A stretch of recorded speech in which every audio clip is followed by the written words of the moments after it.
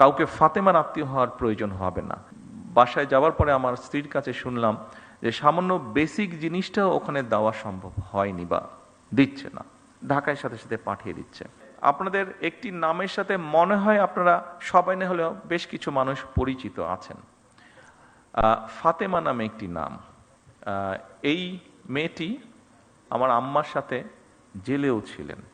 যেহেতু আম্মা অসুস্থ ছিলেন, ও অনেক দিন অনেক বছর ধরে আছে, আমাদের পরিবারের একজন সদস্য হয়ে গিয়েছে সে। তো এখন দুদিন আগে তার এক আত্মীয়, ওর বাড়ি বরিশালের দিকে, তো দুদিন আগে তার এক আত্মীয়, আমরা এখানে প্রসূতি মায়ের কথা বলেছি, তার এক আত্মীয় তার এরকম কমপ্লিকেসি দেখা দেবার পরে হাসপাতালে নেওয়া হলো। হাসপাতালে নেওয়ার সাথে বরিশাল হাসপাতালে নেওয়া হলো। বরিশাল হাসপাতালে নেওয়ার সাথে সাথে তারা বললো বিভিন্ন রকম কমপ্লিকেসি, ওখানে ইনকিউবেটর বোধ আপনি পাঠিয়েছেন না একমিশন, তো নেই, তাকে সাথে সাথে ঢাকায় রেফার করা হচ্ছে। কিন্তু আমি যতটুকু শুনছি, আমি তো ডাক্তার না, বাট আমি যতটুকু বাসায় যাওয়ার পরে আমার স্ত্রীর কাছে শুনলাম যে সামান্য বেসিক জিনিসটাও ওখানে দেওয়া সম্ভব হয়নি বা দিচ্ছে না, ঢাকায় সাথে সাথে পাঠিয়ে দিচ্ছে। কিন্তু ফাতেমা স্বাভাবিকভাবে আমার ওয়াইফকে বলেছে, উনিও দু একজনের সাথে কথা বলেছেন, সেই জন্য ফাতেমা সেই আত্মীয় খুব স্বাভাবিকভাবে বেটার চিকিৎসা পেয়ে গিয়েছে।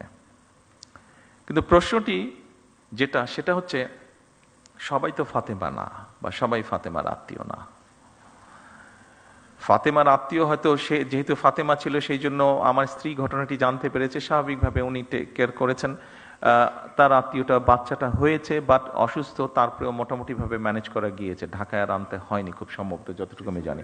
আর সামহাও মিনিস্টার সাহেবও জানার পরে উনিও কিছুটা ইন্টারফেয়ার করেছেন, ফলে এখান থেকে সাথে সাথে একটা মেশিন বোধহয় ছিল না, মেশিনটা বোধহয় পাঠানো হয়েছে, ফলে ওর আত্মীয়র বদলতে অনেকগুলো শিশু এখন সেই সুবিধাটা পাবে, অনেকগুলো শিশু সেই কষ্ট থেকে বা সেই সমস্যা থেকে, সেই বিপদ থেকে বেঁচে যাবে।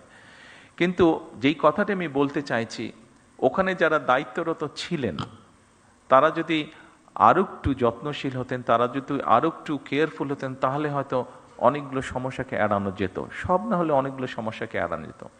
আপনাদের কাছে আমার অনুরোধ থাকবে,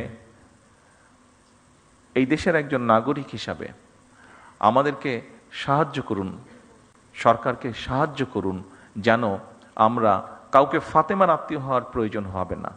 যে কোনো মানুষ যাতে মিনিমাম হলেও চিকিৎসা সুবিধা দিতে পারেন।